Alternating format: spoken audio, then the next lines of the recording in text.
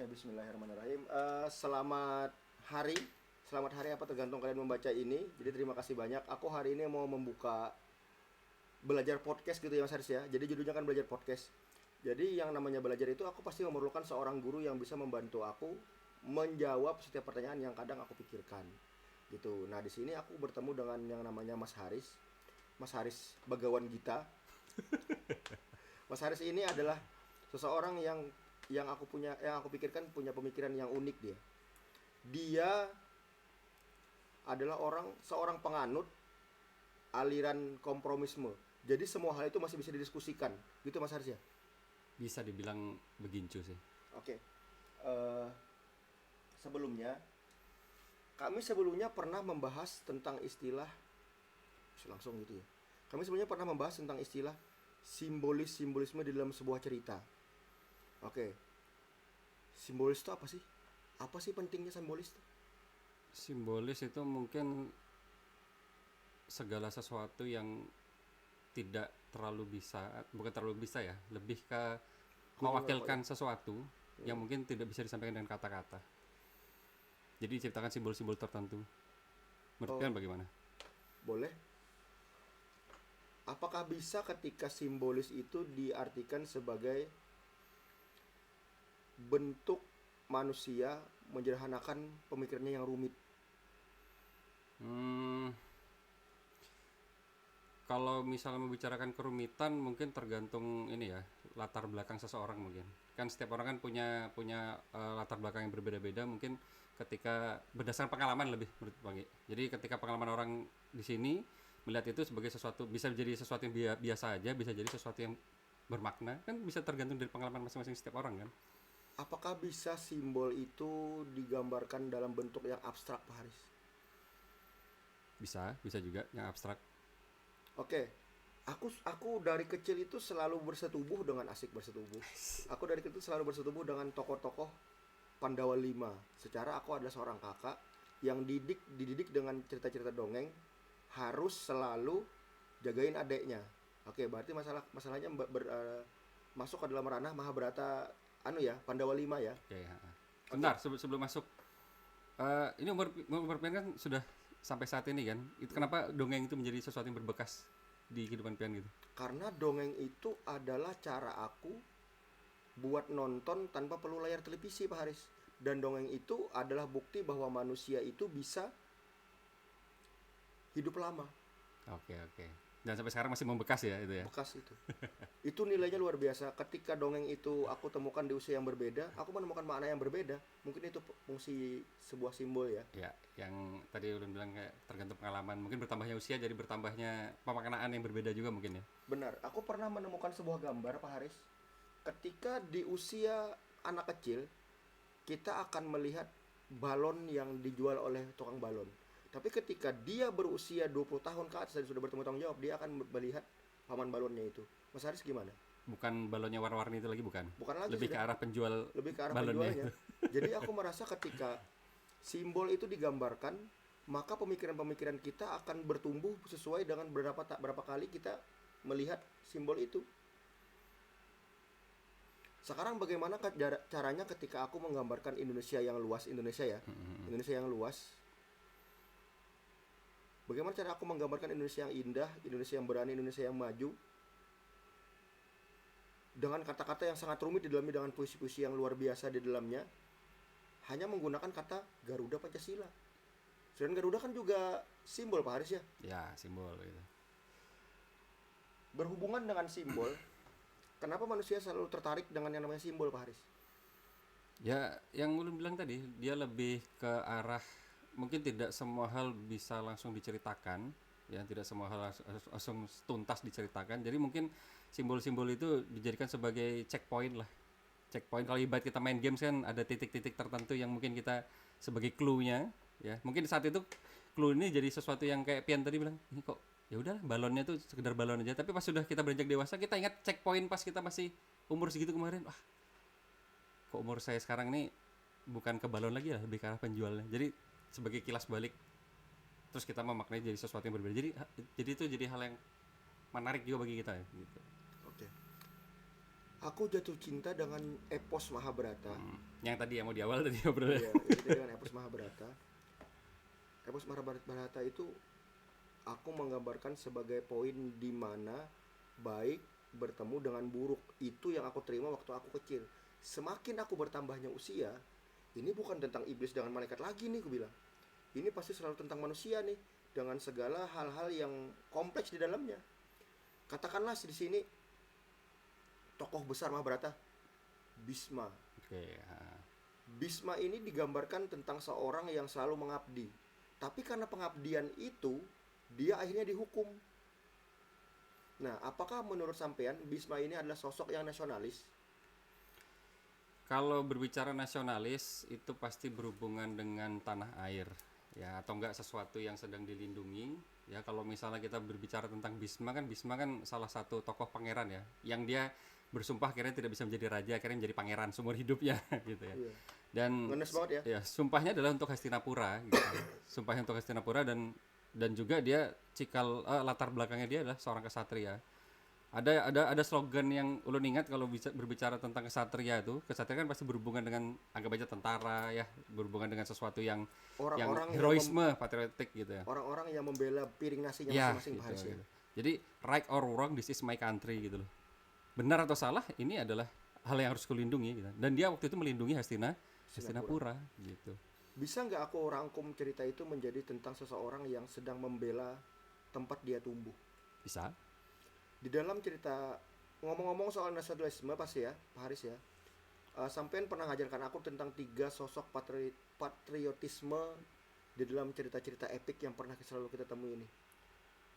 Arjuna Sasrabahu, Kumbakarna, Ya, Kumbakarna dan Karna. karena Apakah di zaman seperti ini Pak Haris, kita masih bisa memerlukan yang namanya patriotisme, nasionalisme? Saat ini kita masih penting gak sih namanya nasionalisme itu? sadar gak sadar, kembali lagi ke poin yang pian bilang tadi gak sih, kita ada latar belakang yang membuat kita tuh membela segala sesuatu yang bermakna bagi kita. Itu termasuk patriotisme juga gak? Entah itu keluarga. Ada tadi tentang piring nasi itu tadi, Iya sih. itu penting gak kira-kira sekarang? Ngomong tentang membela itu, aku mengarahnya ke moral Pak Haris. Ada sebuah momen di mana aku merasa manusia yang aku diamkan ini adalah orang yang pacang mengganggu piring nasiku nih. Dan saat itu orang ini terpikir bagiku untuk melakukan kejahatan, untuk meruntuhkan dia, untuk menghancurkan dia, karena dia mengganggu piring nasiku. Nah itu kira-kira aku nih masih memegang moral itu enggak sih?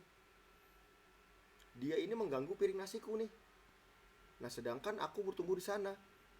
Nah karena aku membela piring nasiku, aku akan melahirkan kejahatan buat dia.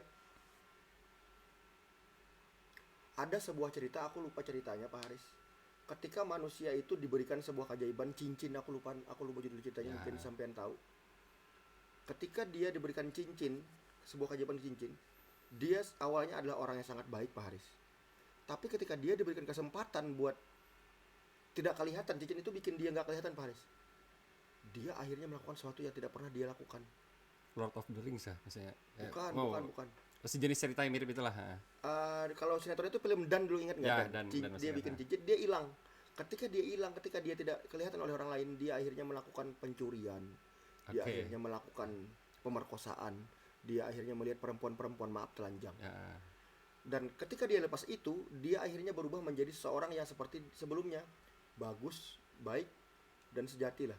Artinya ketika manusia punya kesempatan buat bertindak seenaknya, dia akan menjadi iblis itu sendiri. Berarti parameter moral dan etika ini tergantung apakah orang lain itu melihat atau tidaknya gitu ya. Benar. Ketika ada orang itu menilai atau enggaknya gitu kan. Kalau misalnya tadi nggak ada kan kita jadi merasa bebas kan melakukan apapun, entah itu dianggap moralnya itu tidak bermoral atau tidak beretika. Sama kayak kita berbuat baik deh kayaknya. Kalau misalnya nggak ada orang yang lihat gitu loh, kira-kira Masih berbuat baik, kita ya. masih nggak berbuat baik gitu. Iya benar sih. Kalau misalnya nggak dilihat, yang biasanya kita melakukan untuk kesenangan biar orang lain bahagia ataupun apa, kalau misalnya itu nggak ada yang melihat, masih nggak kita di titik seperti itu ya mungkin ya? Itu yang aku rangkum dari Bhisma Pak Haris.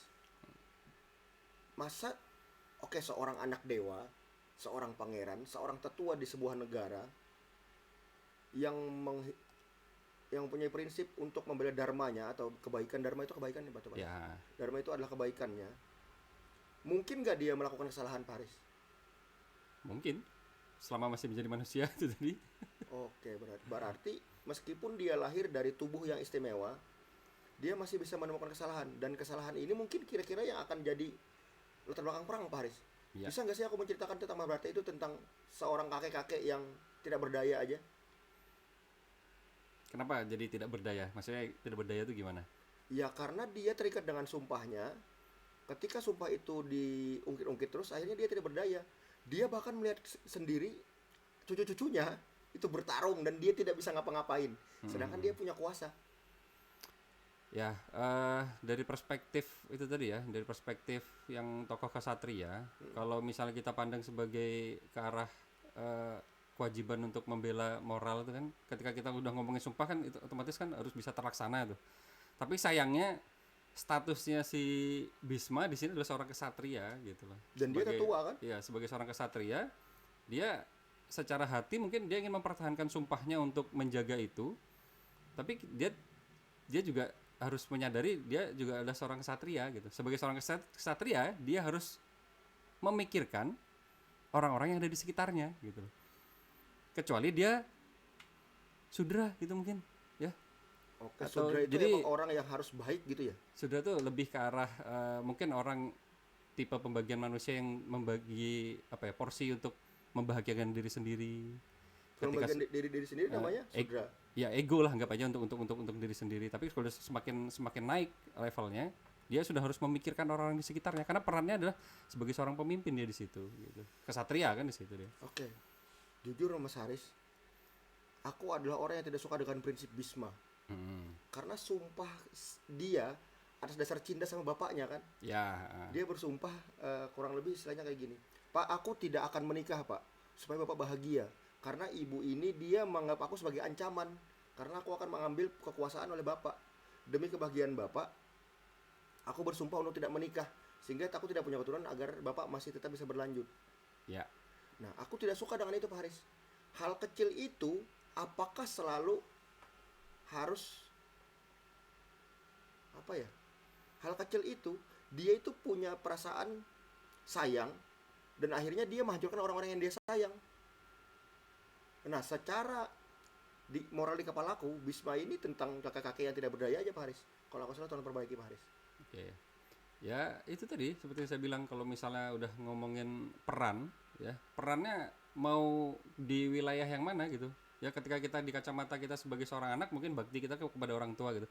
Tapi ketika semakin berlanjut pengalaman itu menjadi sosok yang lebih besar, apa tanggung jawabnya dan sebagainya, kan peran itu akhirnya lama-lama kan sudah Bertumbuh, ya. sudah bertumbuh, akhirnya kan juga nggak bisa dilekati kan, maksudnya terusnya kita pegang gitu.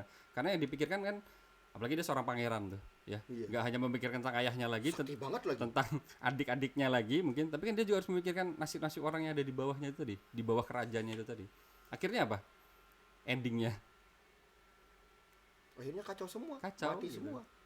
Dan dia tetap memegang prinsip untuk tidak ingin terjun di dalam situ, padahal dia punya peran yang sangat besar untuk bisa mengubah itu tadi.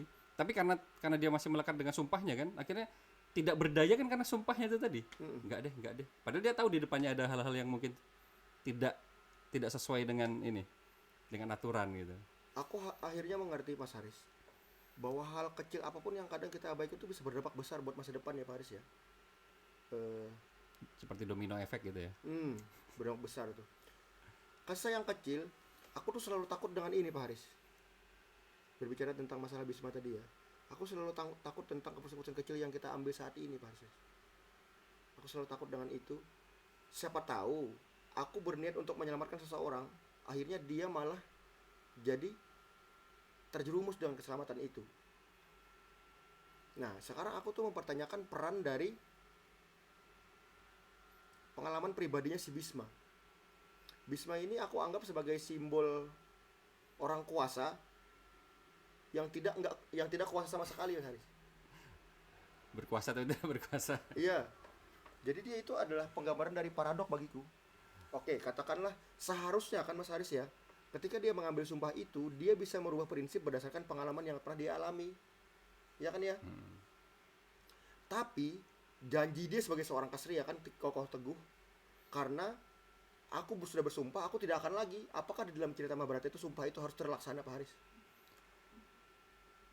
Ksatria adalah orang yang harus rela berkorban demi kepentingan orang banyak.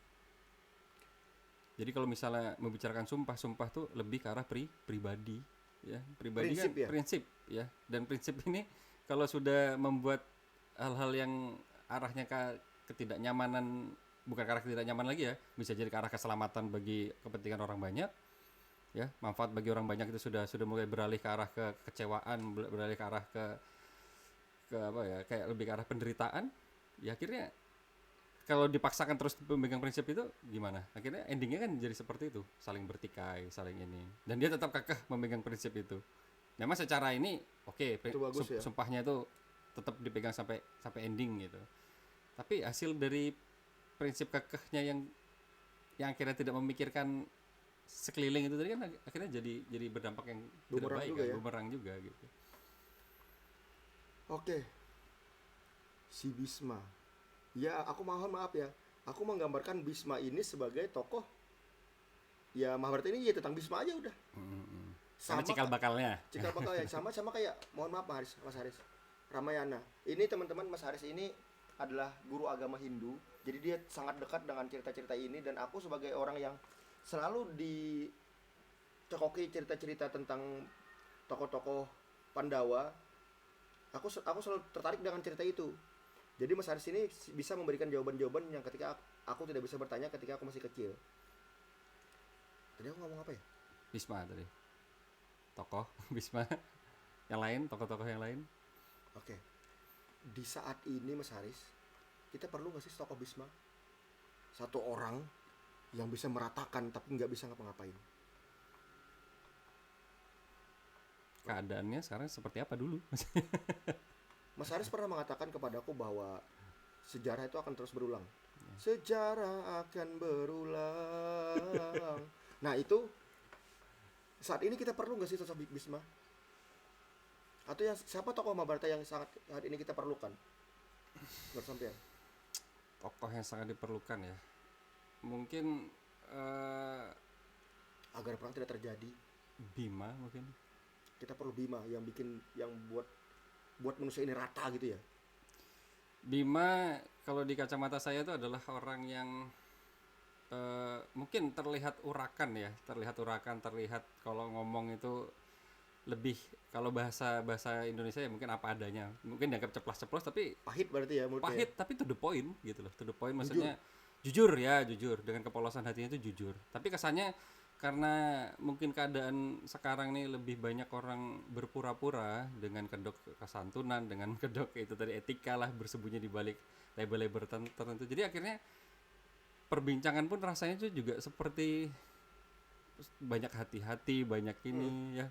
Kita ngomong tuh akhirnya jadi apa ya, lebih banyak Takut ngomong bicara. takut gitu. Bahkan ngomong yang benar pun sekarang kita akhirnya juga Iya, karena kita dibungkam kan. takut gitu. Jadi kayak hati-hati itu apa gitu. Kalau Bima kan ceritanya kan apa adanya gitu. Iya, enggak gitu. Jadi sudah jelas gitu. Makanya dia disimboliskan kalau Bima tuh memakai sarung kain poleng hitam putih, melampaui hitam dan putih. Oh, Iya, dia tidak. Dia melampaui itu. Iya, Kalau tidak salah Bhisma ini adalah adiknya Hanuman. Bima adalah adiknya Hanuman. Adalah adiknya Hanuman. Karena ayahnya Dewa Bayu. Karena kuat banget ya. Berarti kita perlu orang jujur, keturunan bangsawan, dan kuat banget. Mungkin bukan keturunan bangsawan Pak ya. Dulu lebih suka nyebutnya privilege. Orang yang punya privilege, yang punya mungkin dia punya peran di situ sehingga dia bisa menjangkau itu. Karena kadang-kadang kita udah ngomongin ya to the point aja lah, sudahlah. Ya memang perlu privilege kayaknya. Gimana? Oke, kita Kalau misalnya bangsawan aja kan banyak orang bangsawan gitu ya kan. Iya sih. Dia perlu, ya hampir dari semua cerita Pak Haris yang menang adalah orang-orang yang terdekat dengan pihak kerajaan. Ya ada koneksi gitu. Iya. Jadi aku tuh sekarang tuh sudah mulai pesimis memandang sebuah istilahnya hero lah. apakah ada di dalam cerita Mahabharata, Pak Haris, mohon maaf Pak Haris, orang kecil yang tidak punya apa-apa jadi besar karena hatinya? Karena hatinya. Salah satunya yang ini ya, yang menarik itu ada cerita salah satu tokoh itu ada namanya Ekalawiya. Ekalawiya itu adalah orang dari bangsa Nisada yang tinggalnya di hutan. Dia waktu itu bukanlah orang terpandang, bukanlah dari bangsa bangsa Barata. Bangsa Barata itu Orang pesisih lah ya. bangsa bangsawan ya, di luar dari areal kerajaan lah gitu. Ya, dengan kesungguhan hati, dengan tekadnya sangat kuat, dia ternyata selevel juga dengan murid orang bangsawan. Salah satunya yang epic di situ kan ada tokoh namanya Arjuna itu. Oh, Arjuna tuh Arjuna. emang tokoh besar ya. Tokoh besar. Jadi itu seimbang sama Arjuna, Mas Haris. Salah satu ceritanya dikatakan waktu itu seimbang.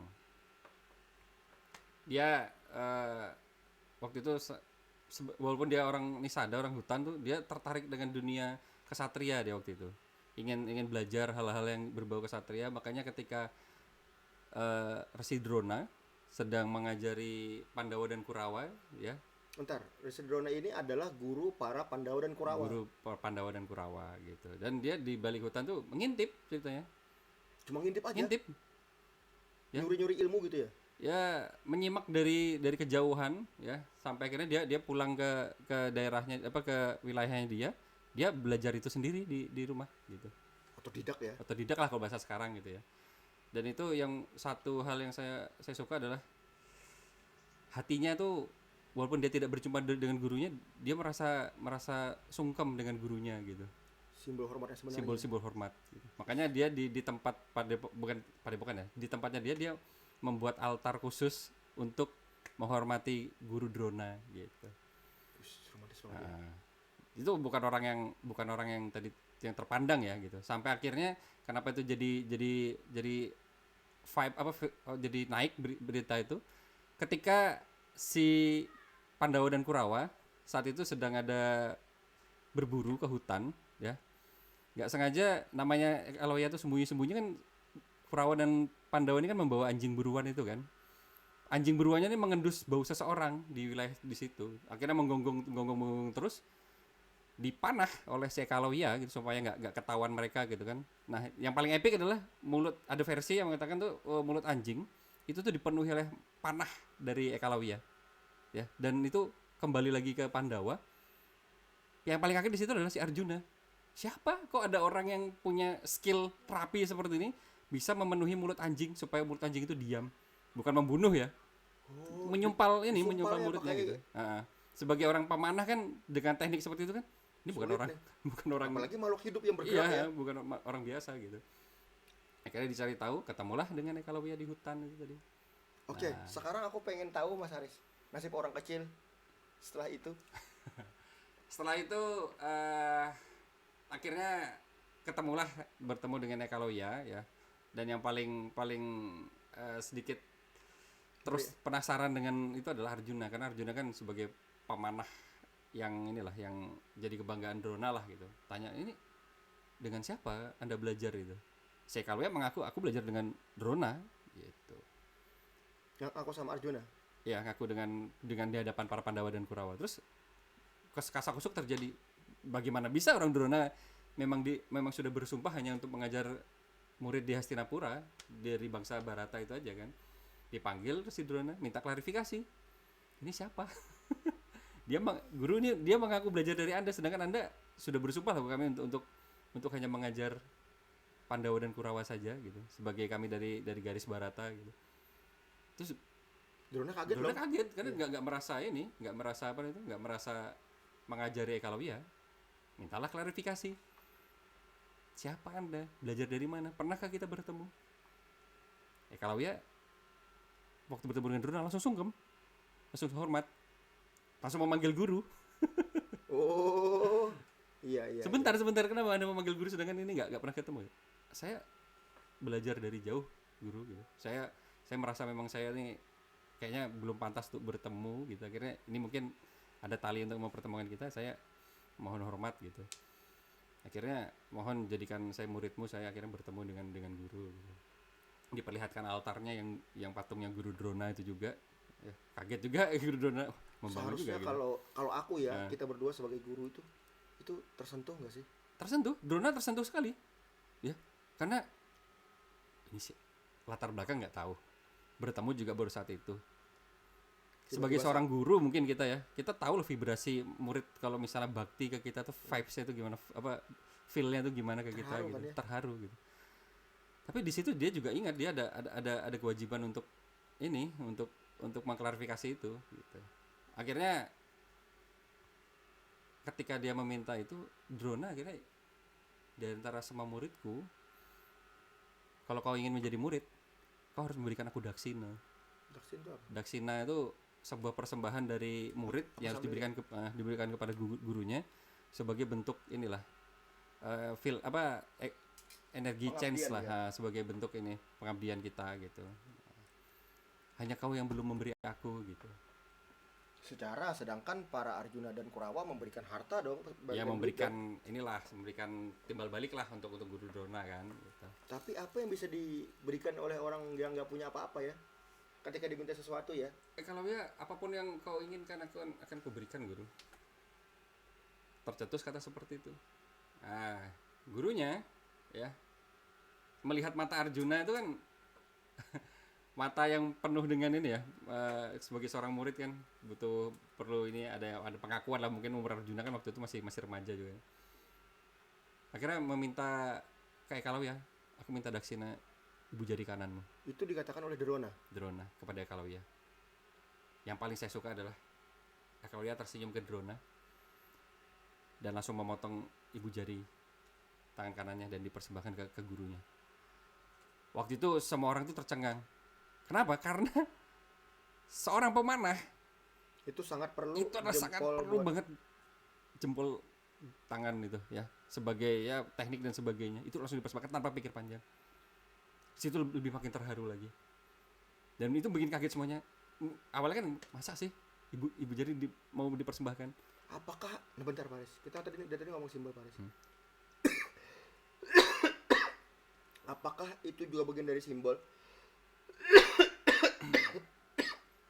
Apakah itu juga bagian dari simbol bahwa aku kecewa kepadamu guru, dan aku kembalikan ilmu yang aku kembalikan ilmu yang kau pelajari. Kalau ulun lebih memandang kebaktian lah, lebih ke arah bakti itu tadi ya, bukan rasa kecewa gitu, karena dia mempersembahkan tanpa pikir panjang itu tadi, bentuk Tulus kayak berarti ya? bentuk kepercayaan kepada guru ya. Wah, Ya ini mungkin ini jadi pro kontra ya, karena tergantung kita mau mandang dari sisi yang mana. Kalau bisa dari sisi Drona, di luar kita dari sisi Drona, atau dari sisi Ekalawya, kita mandangnya punya peran masing-masing kan ini gitu. Oke, kamu pernah aku kasih uang sebagai baktimu? Sini uang. Oke, nih, Ya bisa kan? bisa juga. Oke, nih, ambil. Cuman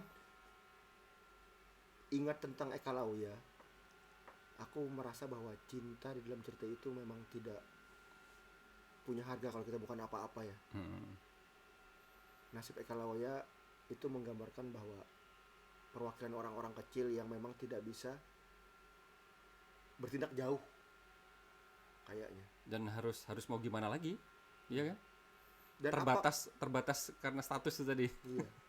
Apakah Ekalawya ketika terjatuhnya perang Mahabharata dia ikut atau dia menyaksikan? Enggak ikut di luar perang Baratayuda. Oke. Dia tidak ikut gitu. Terus apa yang terjadi? Aku masih berharap ini Paris. Aku masih punya mimpi bahwa orang-orang kecil itu masih bisa melawan. Apakah ketika Ekalawya sudah dibikin tidak berdaya, apakah akhirnya dia bisa membalas itu semua? Kalau di ceritanya tuh Drona setelah memotong ibu jarinya, Drona tuh memberikan instruksi kepada Ekalawya, sekarang pergilah jauh dari sini Ekalawya gitu. Kau sudah kuanggap muridku, tetapi kau pergilah jauh dari sini. Disuruh untuk pergi dari wilayah sekitaran Hastinapura waktu itu. Jangan kelihatan lagi ya. Jangan kelihatan lagi. Itu mungkin digambarkan sebagai ini buhan ini bahaya nih. Ikam kalau ada di sini kan bisa ngalih. Ya, kalau dari segi bijaksana mungkin seperti itu ya, karena menimbulkan konflik mungkin yang pertama. Karena mungkin ada yang terjadi kecemburuan. Di awalnya sudah jelas adanya kecemburuan itu. Karena yang intensif yang diberikan ilmu aja dengan orang yang di luar Ada syarat itu dari nggak ibaratnya. syarat itu aja baru di luar, apalagi kalau intensif kan seperti itu. Nah, kalau ulun suka memandang dari segi positifnya, kalau dari apa ya, dari sikap Drona. Tadi ulun kita sudah bahas tentang apa, tentang Bhisma yang masalah peran tuh dari kesatria. Membicarakan lagi cerita Mahabharata tuh gak jauh-jauh dari kesatria ya, karena perannya sebagai kesatria. Drona tahu si Ekalawiya ini bukanlah garis kesatria dan lingkupnya tidak berhubungan dengan dunia kesatriaan karena dia adalah bangsa Nisada di luar garis kesatria gitu. Tapi apakah itu bukti bahwa dia itu pengen melawan nasib yang sudah terkungkung dari masa kecil? Dia pengen, ya intinya dia pengen diakui lah, dia pengen, tidak pengen dia hanya pengen nasib dia berubah dengan Ya. apa yang dia pelajari. Dan itu nggak boleh. Mungkin ini nanti bakal nyambung ke tokoh yang lain nih. Nah, Oke. kalau sementara kalau yang Ekalawiya ini, ulun dari kacamata Drona ya. Di kacamata Drona, dia itu adalah bukan orang kesatria. Ruang lingkupnya juga tidak kesatria. Kalau orang kesatria kan dipantau, ya garisnya jelas, nanti apa tugas-tugasnya jelas arahnya kemana. Kalau misalnya pengetahuan itu diberikan kepada orang yang mungkin tidak bukan di ranah itu, nanti mungkin jadi bias gitu loh. Ilmunya dipakai untuk apa, arahnya kemana, ya pemantauannya tidak ada karena dia dari di luar garis kerajaan itu tadi gitu loh. Oke, secara aja ya, dia bisa menghalalkan segala cara dalam istilah kecerdasan Iya, ya, ha, untuk menemukan sebuah ilmu. iya, ha, Ya bisa jadi kan di depan dia bisa jadi akan lebih besar kan karena dia udah punya ilmu. iya, ha. Apalagi menggunakan nama kata guru Pandawa, guru para Iya. Pandawa. Dan lagi kalau udah ngomongin kesatria, udah pasti nggak bisa lepas dari namanya politik. Garis politik ini juga pasti akan kita pantau ke depannya, berbagai macam kemungkinan peluang-peluangnya itu. Drona kan ahli politik juga, ahli peperangan juga kan, sebagai seorang guru dari para kesatria. Strategi ya. Strategi. Ya siapa tahu ya kalau ya. Iya, lari itu ke musuh dipikirkan ibaratnya gitu. ya. Ha. Dengan pengetahuan yang luar biasa sudah diantisipasi dengan jari itu tadi. Tapi cerita kalau itu menginspirasi kita sebagai seorang murid yang bakti kepada guru. Ketulusan itu tadi kayak bahkan murid yang dari awal baktinya mungkin belum bisa seperti setulus kalau ya loh mempersembahkan ini. Yang mungkin itu adalah sesuatu yang penting bagi kita gitu kan. Apakah itu simbolis untuk menguji ego sang murid? Tapi aku relate kayaknya dengan cerita Kaulaya. Aku pernah mencintai seorang guru dan dia itu ya tadi mengganggu ketenanganku. Keterangan. Ha. Bahkan aku selalu mengatakan bahwa apa yang kupakai ini adalah milikmu guru. Oke, ha. Dan Karena kita sebagai murid ya ingin membaktikan ini ya, Iya. perasaan ini untuk kepada guru gitu, kepercayaan juga kepada pernah, para guru. karena Mas Haris pernah tahu ceritanya kan. Iya. Dan itu diganggu Mas Haris. Berarti aku tidak sehebat Ekoloya berarti ya. Hebat sih menurut saya. Kenapa? Kita pandang dulu spesifikasi guru ini, tidak semua guru itu betul-betul guru. Nah, kalau aku itu selalu menstandarkan sesuatu Paris. Kalau guru itu harus seperti ini Paris. Ya. Ini harus seperti ini. Murid harus seperti ini. Selama ilmu yang diajarkan gurumu bermanfaat buat murid yang lain, aku menganggap itu adalah sebuah amal yang tidak pernah putus. Tapi ketika aku dipaksa buat memutus, aku menganggap itu tidak ada lagi ikatan. Sama kayak ketika aku disuruh potong jari. Potong jari. Dengan itu, aku tidak lagi merasa bahwa aku bertanggung jawab dengan ilmu yang kau berikan. Oh, tapi itu lumayan loh, bikin gejolak loh itu. Kok bisa seseorang yang aku idolakan jadi alasan buat aku terluka gitu? Apa karena ada pepatah yang bilang kan, semakin kita mencintai seseorang, Makin besar kecewa semakin yang besar dapat. juga luka dan kecewanya.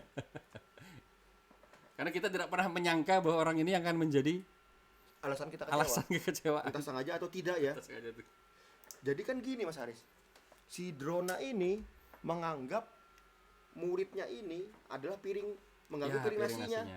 Dan Ekalawiya menganggap si Drona ini adalah gurunya. adalah gurunya. Yang pasti adalah menjadi sebab alasan dia mendapatkan piring nasi mungkin. Ya. Salah satu kritik terhadap guru Drona adalah karena dia adalah seorang guru, dunia pendidikan tuh seharusnya tidak dilekati oleh dunia politik dengan dunia yang berbau materi itu maksudnya. Karena sifatnya ilmu dan pendidikan tuh adalah semua orang boleh mencari itu, boleh mengemban itu karena itu hak kan gitu loh. Tapi kan ya itu kritiknya. Drona waktu itu terjun ke dalam dunia kerajaan dan Karena akhirnya dia harus ngasih dia makan bersumpah, anaknya. iya bersumpah untuk itu demi keluarganya itu tadi. Itu ada salah satu kritiknya yang itu tadi. Dan ada sebuah cerita, mohon maaf kalau salah Pak Haris, tolong perbaiki.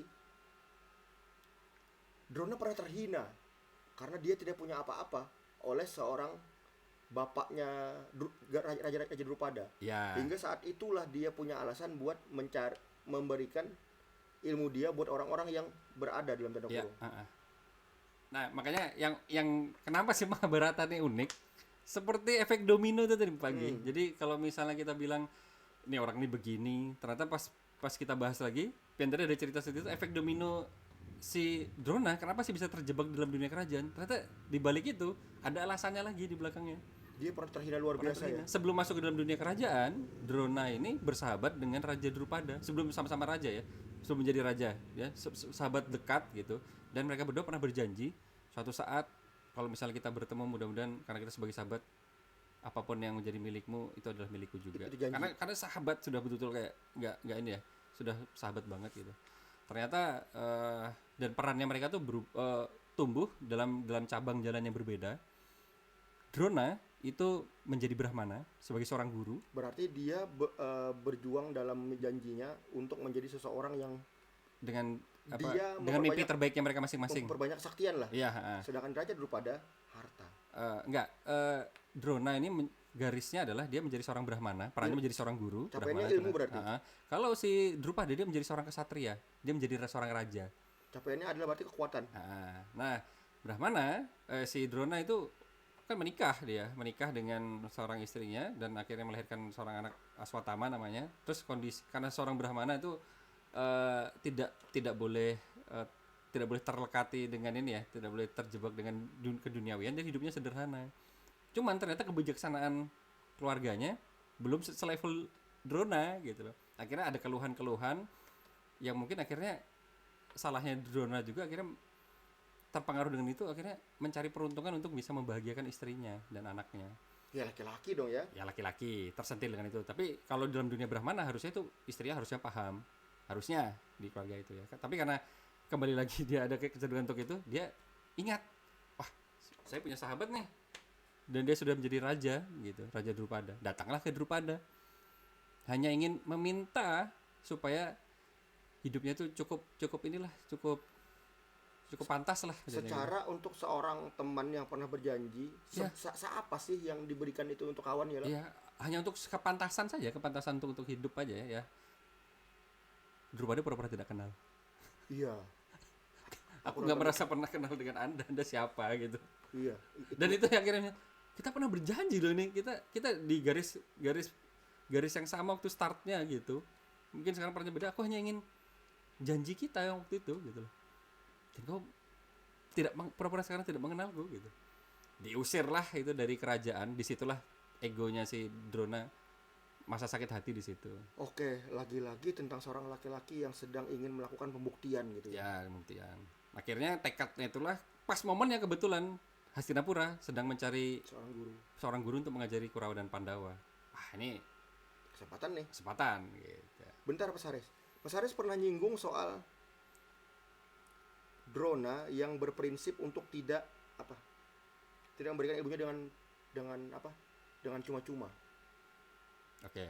Pernah Mas Haris menceritakan itu kan? Pernah Iya. menyinggung soal itu. Apakah itu juga dampak dari temannya itu? Ketika temannya tidak bisa memberikan apa yang diminta oleh sahabatnya dengan latar belakang janji tadi itu, dia akhirnya punya kecewa yang besar. Iya, mungkin ini ya, Punya alasan lah berarti. ada prinsip yang mungkin ketika mereka berbicara tentang sahabat mungkin masih belum sepenuhnya sahabat menurut saya itu, Bang. Kenapa? Karena arahnya lebih ke arah kalkulasi. Iya, Arahnya ke untung rugi. Kedekatan dengan seseorang ternyata masih dimaknai dengan kalau saya bisa begini, Anda bisa nggak itu memberikan kontribusi balik ke saya? sehingga itu yang ditolak banget oleh si Drona gitu ya. Iya kan, akhirnya Drupada kan menolak itu kan, tersentil kan dia, nggak ini. Akhirnya berputar lagi dengan pendidikan yang diambil oleh Drona adalah pendidikan yang seperti ini lagi. Saya punya ini, Anda berani berapa ke saya? Nah kan gitu.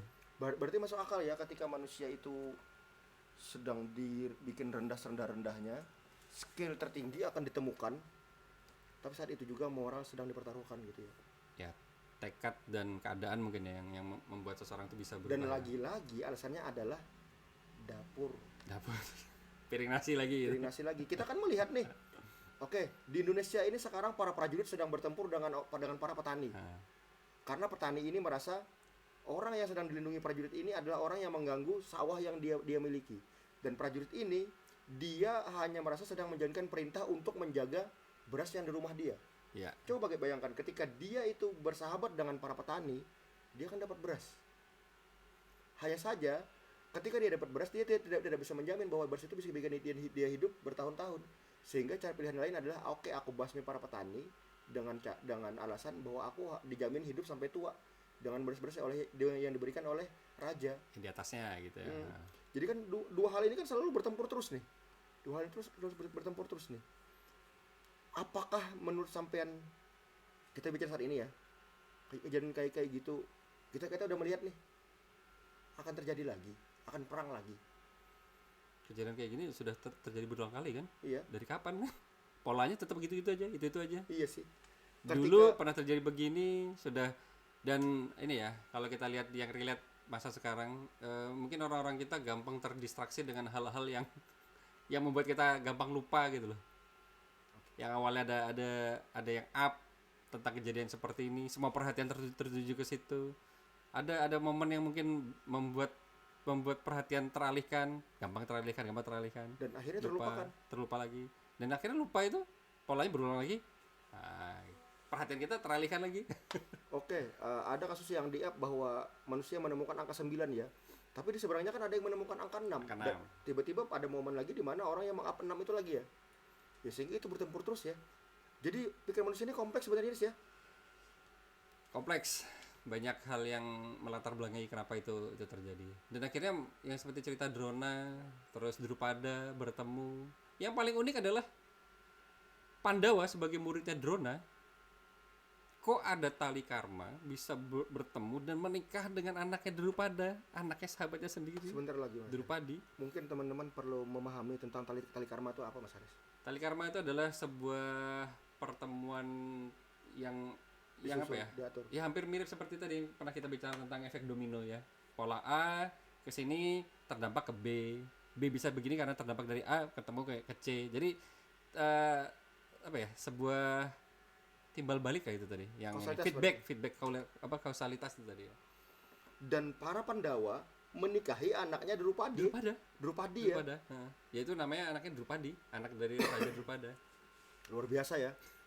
Jadi aku menemukan banyak kebetulan di sana Mas Haris.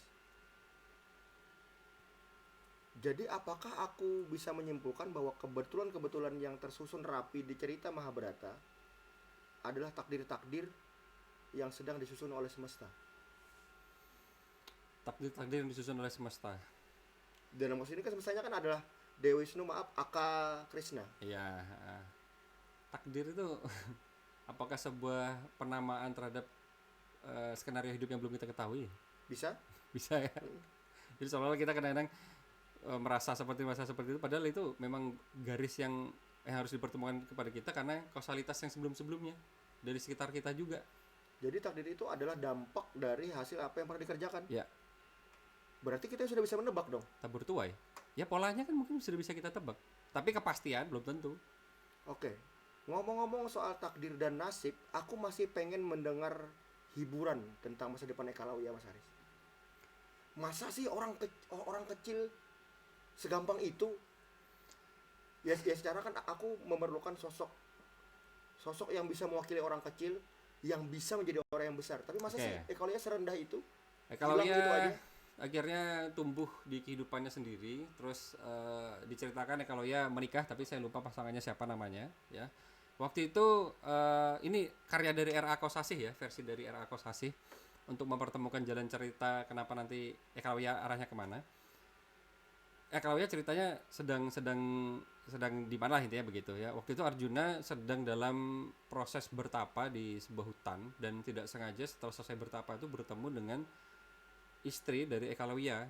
Nah Arjuna itu tidak tahu itu kalau itu adalah istri Ekalawiya, dan Arjuna itu waktu dengan pesonanya ada ketertarikan dengan istri Ekalawiya itu tadi gitu. Oh, maka ada tuntung Arjuna inilah. Ya biasa lah. Kalau istilah Banjar Pak, ada mandi Arjuna. Ada mandi Arjuna. Ketampanan dan karisma. Oh, Arjuna itu mandi anggi. Oke, Akhirnya merasa tidak nyaman dan itu akhirnya berhasil pergi dari jangkauannya Arjuna, pulang ke rumah ya, pulang ke daerahnya istri Ekawi ya.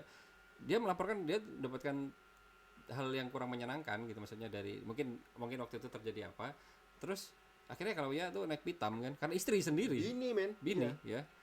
Akhirnya datanglah Ekawi ke Arjuna untuk menuntut balas itu. Kenapa berani-beraninya mengusik istri Ekalawiya gitu.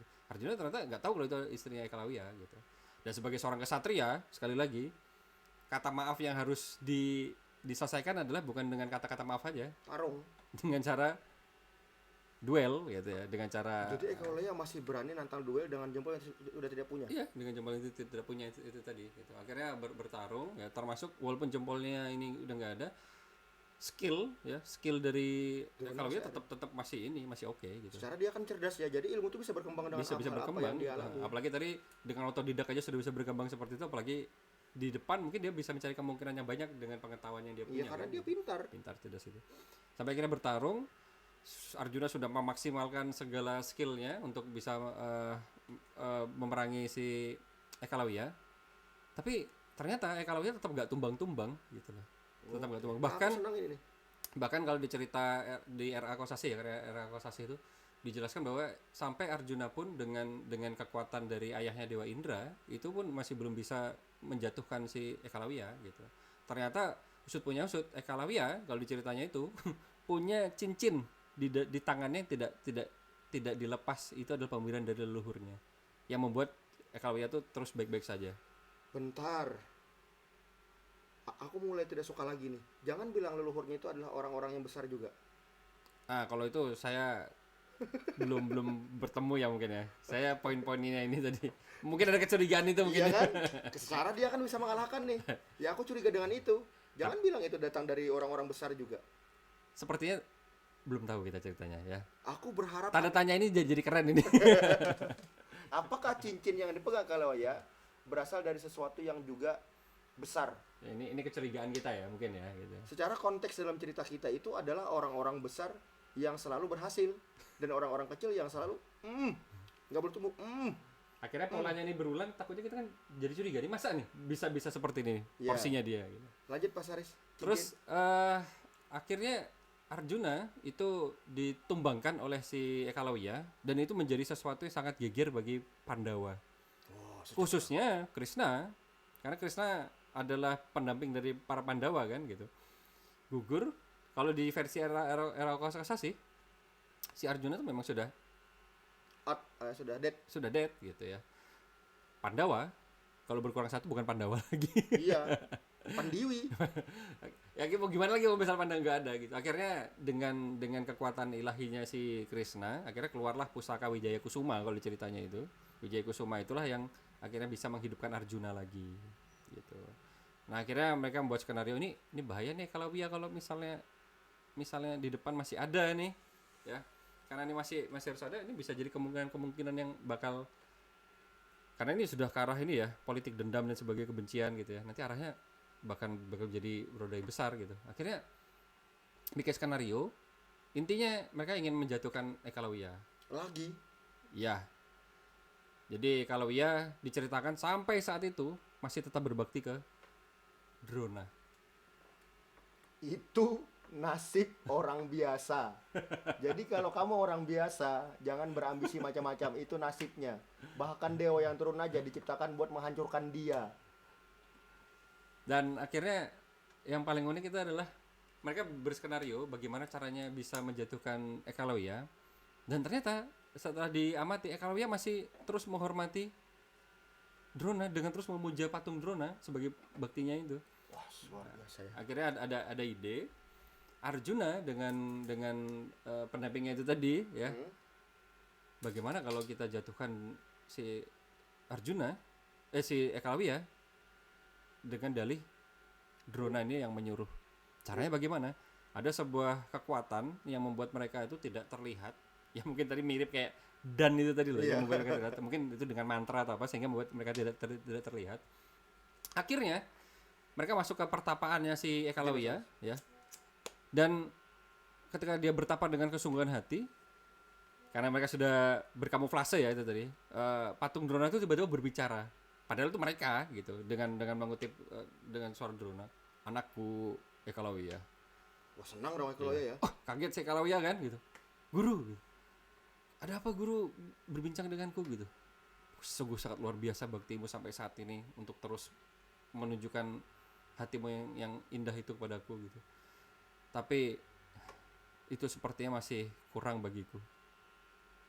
Kalau kau memang benar-benar ingin menjadi murid, yang betul-betul menjadi muridku, kau masih belum tulus, masih belum bersih di hadapanku.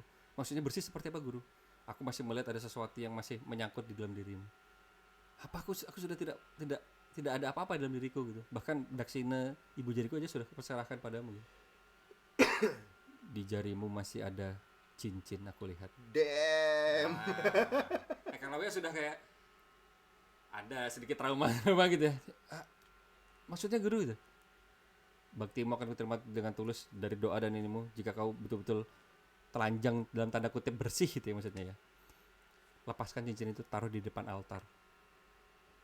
Tapi ini cincin pemberian dari leluhurku guru. Lepas. Ini saya sudah diberikan mandat untuk tidak melepasnya dalam keadaan apapun. Lepas. Asik. Sekali lagi, saya sangat salut dengan Ekalawiyah, dengan kesungguhan hatinya kepada gurunya. Dan kebetulan gurunya kok, ya itu cerita ini ya. Dan dia lepas itu dengan penuh ketulusan untuk bakti pada gurunya. Dilepas dari belakang Arjuna menusuk Ekalawiyah. Dan akhirnya Ekalawiyah tewas saat itu. Tapi jiwanya Ekalawiyah yang dia ingat itu adalah Drona. Oke, berarti dia masih tulus Iya, dengan itu ya. dia mengingat bahwa ini adalah kematiannya dia itu karena Drona, dan tekadnya jiwanya itu akan kutuntaskan dendamku kepada Drona ini. Akhirnya di cerita Era Kosasih itu Ekalawiyah reinkarnasi menjadi anak dari Drupada. Sahabatnya Drona. Drupadi berarti? Enggak, Drupadi punya saudara laki-laki namanya Drupada. Kakaknya? Kan mereka bersaudara, Sri Kandi, Drupada, Drupadi. Drestayumna dan Drupadi. Oke, berarti masuk nih. Berarti dia adalah Destayumna. Drestayumna reinkarnasi menjadi Drestayumna. Itu dong Garis dendam Drupada karena masih ada politik tadi dengan Drona, Iya, itu akhirnya bener. masuk ke dalam garis itu. Lahir ke perutnya. Karena pola pusaran karmanya tuh nyangkutnya di situ. Itulah alasan nanti Drona bisa bertemu dengan Drestayumna. Berarti Drupada lumayan melahirkan ya. Iya, Pembalas karena memang luar biasa ya. waktu itu Drupada membuat upacara khusus untuk bisa, upacaranya memang khusus untuk menuntaskan dendamnya dia kepada Drona, khusus hanya itu saja. Oke, berarti aku mulai berpindah haluan Mas Haris. Berarti Mahabharata itu adalah ketika Drupada melahirkan Api senjata baru buat pembalasan kehancuran kepada Drona. Secara anaknya yang pertama Sri Sri Kandi. Kandi. Alasan Bhisma dihancurkan, obrolan kita pertama tadi. Ya, Sri Kandi itu. Yang kedua, kekuatan dari Drona dihancurkan oleh anaknya yang nomor 2 laki-laki. Dan Drupadi itu adalah pemicu. itu adalah pemicunya. Oke. Asik ya. Sri Kandi sebenarnya tidak terlalu disukai Drupada karena dia berharap yang lahir adalah laki-laki. Dia pengen laki-laki. Karena dalam dunia kesatria yang bisa bertarung kan waktu itu laki-laki. Ketika muncul Drestayumna, dia senang banget. Cuman ternyata Drupadi juga ikut lahir waktu itu. Oh, kembar berarti? Enggak, tapi setelah pacaran itu ternyata juga ada tambahan dari anak perempuan itu tadi. Lahir dari api ya? Lahir dari api. Makanya Sri Kandi terobsesi banget pengen jadi laki-laki ya? Laki-laki gitu. Tomboy kan ceritanya. Ya sebenarnya sih perasaan ingin membuktikan diri kepada bapaknya ya. Iya. Bakti juga kepada orang tua sebenarnya. Bakti sebenarnya. Ya, jadi yang keren di Mahabharata nih kompleks. Satu yang pertama. Terus dua, sekali lagi dari pengalaman semakin kita beranjak, semakin usia juga beranjak, ternyata gak cuma hitam putih. Iya. Kalau dulu kita masih kecil, ini Pandawa nih baik nih, Kurawa nih jahat nih, layarnya hitam putih ya. Semakin besar kok, loh kok kacamata kita jadi ada warna baru lagi nih, gitu. Tidak sehitam putih yang kita pegang waktu masih usia belia. Mungkin itu yang bikin kita selalu tertarik dengan sebuah cerita-cerita itu ya. Ya mereka mengatakan tentang moral ya. Jadi yang lu suka tadi Panggi, dari karya yang lu suka adalah ketika karya itu bisa dinikmati Semua usia, semua zaman. multi layer itu lapisannya banyak. Ya. Ketika dibaca oleh anak-anak bisa menikmati, remaja ada kacamata dari cinta itu bisa dinikmati, orang tua bisa menikmati dengan politik, dengan ada nuansa-nuansa manusiawi dengan dendamnya, cintanya, ya kasih sayangnya. Jadi layarnya itu banyak. Yang dulu kita anggap seperti ini, pas sudah banyak kok beda lagi. Ketika kita merasakan pengalaman seperti ini, kita ketemu dengan tokoh ini kok relate ya. Kok warnanya agak nyambung dengan kisah mungkin yang orang sekitar kita atau kisah kita. Iya sih. Aku itu mulai puas pada secara orang kecil kan dilahirkan sebagai anak raja. Ya. Ya meskipun tadi dari curigaan ya, itu bisa dibantu dijawab nanti ya. Ya siapa tahu ada kitab-kitab baru yang menceritakan tentang Eka Lawya, tapi secara dia itu murid namanya. Itu murid. Itu namanya murid kan? Murid. Dan maaf Mas Haris, di akhir cerita Mas Haris pernah menceritakan sama aku bahwa yang menembak kakinya Krishna Eka Lawya kan? Yang menembak kakinya Krishna bukan Eka Lawya, tapi pemburu Yang datang dari yang kalau dari garis silsilahnya itu adalah reinkarnasi dari Subali waktu itu. Subali. Ya, Subali itu monyet kembar tuh kan? Ya, monyet kembar, kera kembar, Subali Sugriwa. Yang waktu itu pertemuannya dengan reinkarnasi Wisnu saat di epos Ramayana. Jauh banget zamannya. Jauh banget zamannya. Oh, aku kira itu keturunan dari Eka Lawya Mas Haris. Beda garis lagi. Eka Lawya garisnya ke Drestayumna tadi.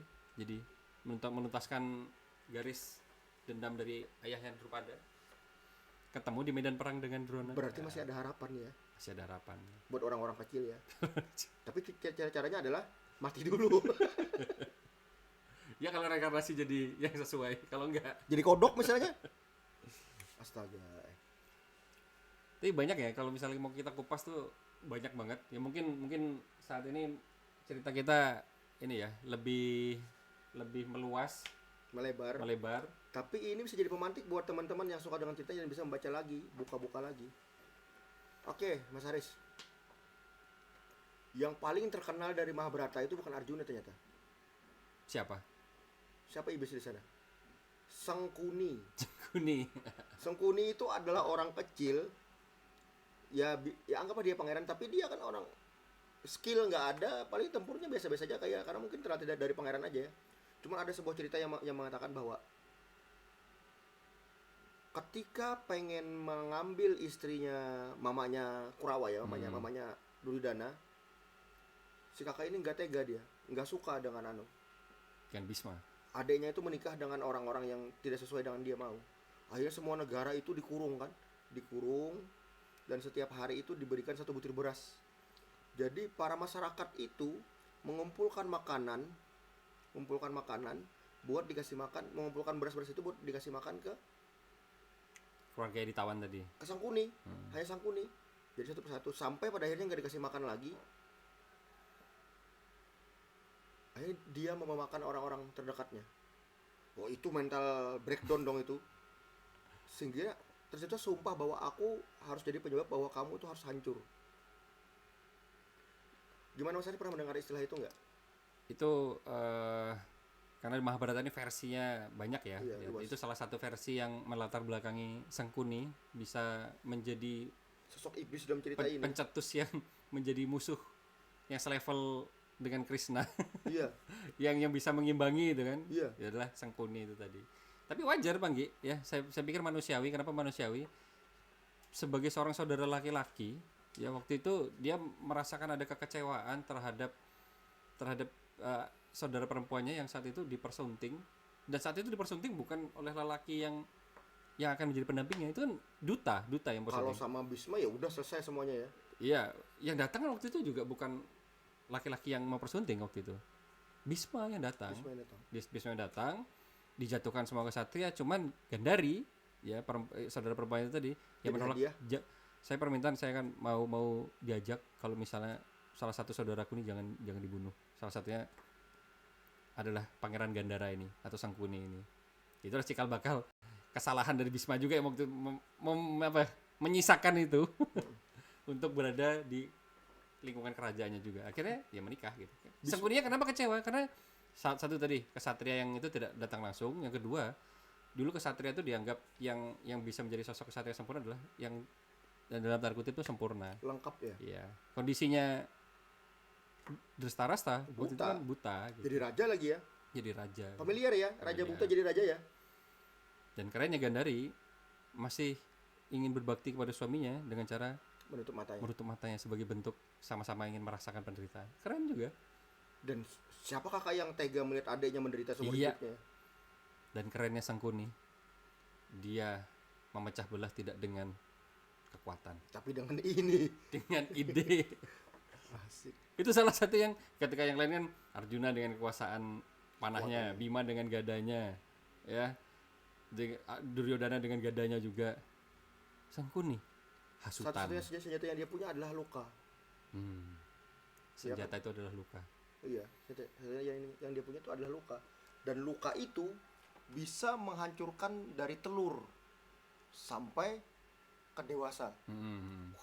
Berarti bisa dikatakan penyabar banget ya kalau Sangkuni ya. Kurang sabar apa sampai endingnya, sampai dia ingin menuntaskan itu. Walaupun endingnya dia juga mengenaskan juga nanti. Ya pasti di ending dia pasti kalah sih karena di setting sebagai antagonis kan. Ya alur cerita ini penyelesaian ini harus berakhir tentang si jagoan menang, si Jabat Jahat kalah. Selalu gitu kan? Oh iya. Kesimpulannya pasti gitu kan? Dan kita selalu dicokoki dengan itu kan? Dan proyeksi dari tokoh-tokoh yang diutamakan pasti dari segi pemenang. Iya. Iya kan? Dan pemenangnya adalah orang-orang yang terdekat dengan para penguasa. Iya sih, cerita memang seperti itu ya. Cerita-cerita yang terus dijaga adalah cerita-cerita yang mungkin menguntungkan garis-garis penguasa saat itu. Yang kalau bisa jangan sampai ada cerita-cerita buruk yang saat itu sedang menjadi penguasa. Padahal aku pikir ada kayaknya orang-orang biasa yang bertempur di sana. Kita bayangkan aja misalnya Mas Haris, ada satu novel yang menceritakan tentang pemungut anak panah Arjuna misalnya. Ya, mungkin ya. Ya. Atau ada satu lagi yang diceritakan tentang sahabat terbaiknya si Bisma misalnya. Dia ikut perang tapi tiba-tiba pas datang mati gitu kan. Ada kan? Ya pasti, ya aku masih percaya bahwa ada orang-orang kecil yang bisa melawan itu. Ada harapan lah kira-kira. Selalu ada harapan. Selama Pian pernah melihat ini kan di tebing-tebing batu ternyata masih ada sesosok sebuah rumput yang tumbuh atau tanaman yang tumbuh, bahkan di tanah yang mungkin terlihat tidak mungkin tumbuh ternyata masih bisa tumbuh, berarti masih ada harapan kan? Iya. Dan di dalam cerita Mahabharata, orang-orang biasa pasti menderita. Pernah nggak Mas Haris mikir? Kita bikin cerita baru nih. Ya. Manusia abadi dalam Mahabharata, Bisma. Pernah nggak dia berpikir bahwa dia kesepian, dia nggak berdaya, dia nggak punya tempat bercerita, semua orang menyalahkannya, bahkan Krishna pun kan menyalahkan dia kan? Ya. Anak-anak yang dia bela justru jadi alasan buat dia terluka. Apa ya yang dirasakan kira-kira ya? Sehingga Ketika dia berbakti kepada ayahnya dengan memberikan persembahan untuk tidak menikah sebagai brahmacari seumur hidup atau melajang seumur hidup, ayahnya memberikan anugerah untuk kau memiliki free will atau memiliki keputusan, kematianmu itu ada di tanganmu sendiri. Dan itu ternyata anugerah sekaligus kutukan. Benar. Kenapa? Karena kematian yang bisa kita tentukan tuh menjadi salah satu kegelisahan yang sangat mengganggu loh. Ini kira-kira kalau aku putuskan di sini gimana ya? Apakah keputusan-keputusan itu kan akhirnya mengganggu terus, ya kan? Sampai pada akhirnya kira-kira Bisma pulang ke rumah, naksir sama cewek tapi nggak bisa, bikin kopi dulu, duduk depan bonsai kan. Besok kira-kira gini lagi nggak ya? Datang cucunya, Mbah, cariin cewek dong. Pergi lagi, perang lagi, luka lagi, sampai rumah diobati lagi. Itu salah satu parenting yang cukup ini ya, cukup Toksik. toksik ya. Ya memang dia rela melakukan apa saja demi keturunannya garis Barata, garis Hastinapura, tapi kan ternyata segala hal yang terus dituruti nggak berdampak baik Iya. juga ternyata. Memang sih didapatkan, tapi endingnya multi layer lagi nih, bisa Iya. masuk ke ini nih. Iya, apa yang Bisma rasakan ya? Pernah nggak sih Bisma tuh jatuh cinta?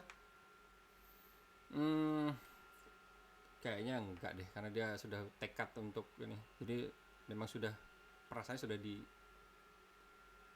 cut untuk seperti itu. Aku pernah menonton, Riz, sebuah cuplikan kecil, entah itu ya AI yang bercerita tentang itulah.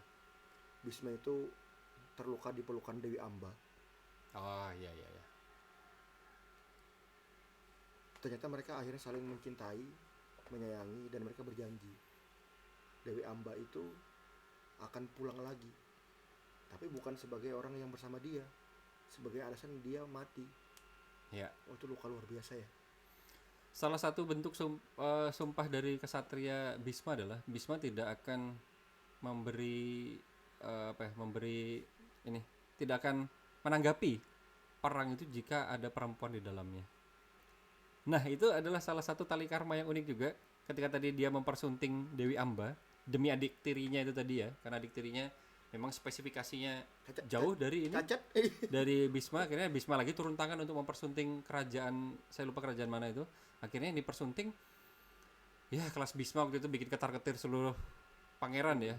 Karena apa? 3 putri langsung diboyong sekaligus dengan kedatangan Bisma ya. Diboyong sekaligus. Dewi Amba salah satunya, Amba, Ambika, Ambalika, Dewi Amba bercerita, aku sudah memiliki kekasih gitu. Itu paling tua berarti. Ya, Oh, dia itu nggak mau kan dia udah punya pacar. sudah punya kekasih gitu. Nah, Bisma, oke. Yang aku persunting, aku hanya ingin 2 perempuan saja, 2 putri saja untuk adikku ya, si Citragada sama Wicitrawirya itu tadi. Akhirnya dibawa pulang. Ternyata si Dewi Amba datang ke kekasihnya. Tekad kesatria saat itu adalah ketika kau sudah dimenangkan oleh laki-laki lain, aku pantang untuk mengambilmu. Itu adalah tekad kesatria, aku gak boleh nyari itu. Kau adalah milik Bisma sekarang. Tapi Bisma sudah mempersilahkan aku untuk pergi. Enggak. Sayembara dalam dunia kesatria, ini adalah aturannya. Aku gak bisa mengambil milik kesatria lain. Kau adalah milik Bisma sekarang. Pecah hatinya sih, terhancurkan hatinya. Kekasihnya menolaknya. Dia minta pertanggungjawaban si Bisma gitu. Aku ingin menikah saja denganmu. Nggak mau Bisma. Karena dia dengan tekadnya sumpah Brahmacari tadi untuk melajang seumur hidup. Amba ini datang untuk menyelamatkan kehormatannya. Iya, untuk menjaga itu tadi. Dan kan sudah 3 tadi. Dua tadi untuk Wicitrawira sama Citragada. Itu cikal bakal kelahiran Kurawa. Ya, Itu cikal bakal lompat kelahiran lagi itu sebelum Kurawa lahir ini ya. Kurawa lahir. Akhirnya dengan penuh keputusasaan Dewi Amba bersumpah dia memurnikan dirinya untuk membakar dirinya ke api ya. Suatu saat nanti aku akan reinkarnasi untuk menjemput kau Bisma gitu. Berarti sangat penting banget namanya reinkarnasi dalam cerita Mahabharata ya. Garis perputaran itu terus bertemu gitu. Dan polanya itu menguntungkan sekali. Kenapa?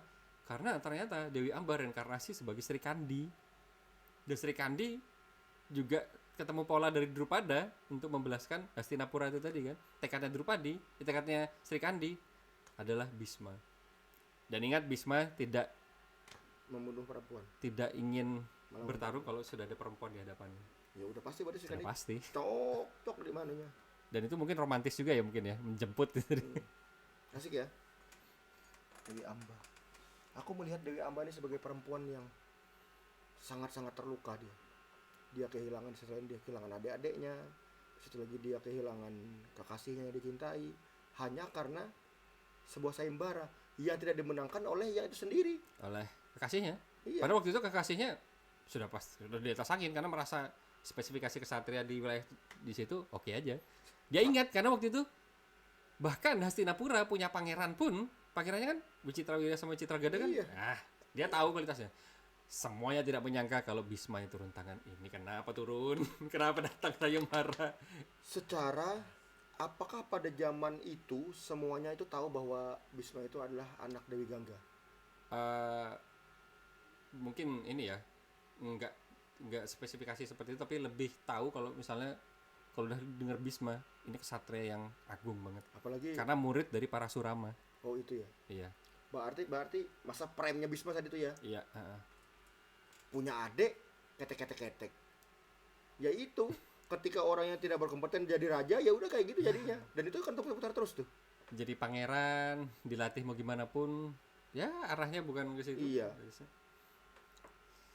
Tiba-tiba punya anak, ya sekali lagi penting banget yang namanya garis keturunan ya. Ya itu tadi. Nah itu tadi loh maksudnya benar Bang Gi. Punya tekad, punya prinsip, punya sumpah itu terus dijaga. Tapi keadaannya ini bukan tentang diri kita lagi gitu. Dia memegang tanggung jawab yang sangat besar dan bukan hanya tentang Bisma lagi, tapi tentang kerajaan. Kalau ada kerajaan kan pasti ada orang-orang lain yang ada di kerajaan. Apalagi Masyarakat. Makanya kesatria nggak boleh ego dengan kehidupan dia sendiri gitu. Itu ya Jadi obrolan ini aku akhirnya punya kesimpulan lagi Mas Haris. Nih, jadi aku tuh bikin kesimpulan dulu baru merangkumnya.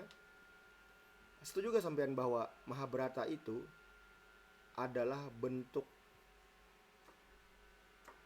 terkeren dari yang namanya manusia keras kepala. Oke. Setuju nggak? Kenapa dikatakan keras Di kepala? awal kan aku mengatakan bahwa Mahabharata itu adalah cerita tentang ketidakberdayaan Bhisma. Ya. Berubah lagi tuh. Cerita tentang apa tadi? Yang kedua tadi. Cerita tentang kelahiran baru dari Drupada. Ya. Berubah lagi ke sini tentang bentuk keren dari manusia keras kepala. Coba aja seandainya kau itu berpikir dan dinamis, semuanya nggak terjadi. Tapi semuanya harus terjadi supaya cerita itu harus selesai kan? Ya. Itu adalah salah satu alasan Drupadi mengutuk Krishna. Kau adalah Bentar, Drupadi atau Gandhari, sorry. Gandhari, Ya, Gandhari mengutuk Krishna karena Kurawa kan habis waktu itu karena kalah oleh Pandawa, dan Gandhari tahu kalau Krishna ini adalah awatara gitu, yang mengetahui seluk-beluk yang cerita punya ini, kuasa. endingnya pun juga tahu. Kalau kau tahu, kenapa kau tidak menghentikan ini? Aku suka itu. Krishna hanya tersenyum aja. Akan kuberikan kutukan apapun yang aku alami, kau juga akan Alami. Kematianmu juga hampir sama dengan ceritaku. Kau akan merasakan apa yang kurasakan. Ya, bahwa kematianmu juga karena keturunan dari bangsa engkau sendiri. Dan Krishna tersenyum. Akhirnya dia menemukan akhir ya. Ketemu akhirnya. Terima kasih gitu. Sudah ada penyebab dari kematiannya itu sendiri gitu. Karena ya dia kan awatara Wisnu kan. Wisnu kan dewa pemelihara. Sebagai dewa pemelihara, hal-hal yang seperti itu kan memang harus terjadi sebagai pembelajaran manusia gitu. Masa sutradara ngasih tahu penonton sih untuk ini? Iya sih. Untuk sebuah cerita, aku harus membuat tokoh utamaku tuh menderita dulu. Terserah nanti tuh entah dia akan kumatikan aja atau pada akhirnya dia akan menang. Tapi aku nggak suka tentang orang-orang menang. Kenapa? Bukan kalau orang menang juga ada tragedi-tragedinya juga. Realita tidak seperti itu. Sedangkan film kan adalah refleksi dari kehidupan itu sendiri. Oh iya. Setiap kejutan-kejutan kan itu selalu terjadi kan. Aku pengen manusia-manusia selalu kalah. Aku pengen menyebarkan keputusasaan. Enggak. Semua ceritaku pasti open ending dia. Jadi silakan setiap manusia itu bisa menerjemahkan semua yang dia miliki. Kesimpulannya ada di kepalamu sendiri. Iya, penonton ya silahkan gitu. Biarkan mereka dewasa dengan apa yang mereka lihat. Berarti Pian nggak suka memihak Bang? Yang kupihak adalah tulisanku sendiri. Biarkan mereka mengambil keputusan dan endingnya, kesimpulan itu dengan kebijaksanaan mereka. Sebuah gitu. cerita itu akan selalu abadi ketika kita tidak bisa memberikan jawaban. Entah emang kita nggak tahu jawabannya atau kita aku pengen bercerita tentang sebuah pertanyaan bisa kan? Atau aku tahu jawabannya tapi gimana kalau aku ajak mereka tuh bikin kuis kayak kita guru. Kita kan udah tahu jawabannya, kita kasih mereka sebagai tantangan. Berarti membuat ini ya, rasa ingin tahu ya lagi. Iya. Rasa penasaran itu lagi. Jadi ketika aku bikin cerita Mas Haris, Ya sekali lagi kan aku sudah selalu sering bersetubuh dengan cerita-cerita Mahabharata. Di situ kerja ketemu dia lagi. Dia ini orang yang tahu-tahu tentang Mahabharata tuh. Wah, akhirnya pengetahuanku bertambah kan. Kebetulan aja, memang Pagi sukanya seperti itu ya. Halo enggak, itu kan rokok Boy. Pentasku Boy. Oke, kita akan lanjutkan setelah pesan-pesan berikut. Anjir. Ini sudah cukup lumayan Panggi waktunya. Ya panjang kan kalau ngomong sama ini Atau- nggak selesai dia. Atau ini untuk episode saat ini aja. Boleh? Nanti kita ini, ya ini mungkin ceritanya cukup luas. Mungkin nanti kita bisa, karena podcast kita yang pertama ini, podcast ala-ala. Terserah, sampean mau memilih Mahabharata itu adalah cerita tentang ketidakberdayaan Bhisma, atau memilih tentang kelahiran karma di Agak ke mikrofon. Nah. kelahiran karma di perut Drupada, atau kamu pengen memilih bahwa Mahabharata itu adalah ketika manusia tidak punya apa-apa, harus mati dan menderita, atau apa tadi tentang kumpulan para laki-laki yang Mempertahankan. mempertahankan prinsipnya yang dibikin keren gitu aja sebenarnya. Oke, cukup ya, Panggi ya. Oke, Thank you terima kasih ya. banyak. Ditonton syukur, oke ya. Ya kalau misalnya lewat ya, Maafkan saja kalau Maafkan misalnya ya, ada kalau- kalimat-kalimat yang kurang. kalau pembahasannya random. Secara kami ingin menceritakan bahwa manusia itu tidak ada yang sebenarnya terlalu iblis, dia nggak ada. Manusia itu sebenarnya tumbuh dengan pemikiran-pemikiran kompleks. Kalau kamu tidak bisa memandang menurut kacamata orang jahat, di dalam tanda kutip orang jahat ya kamu tidak akan bisa menemukan kebaikan di dalamnya. That's Friday. Ya, ya, ya. Dadah. Anjir, sejam ini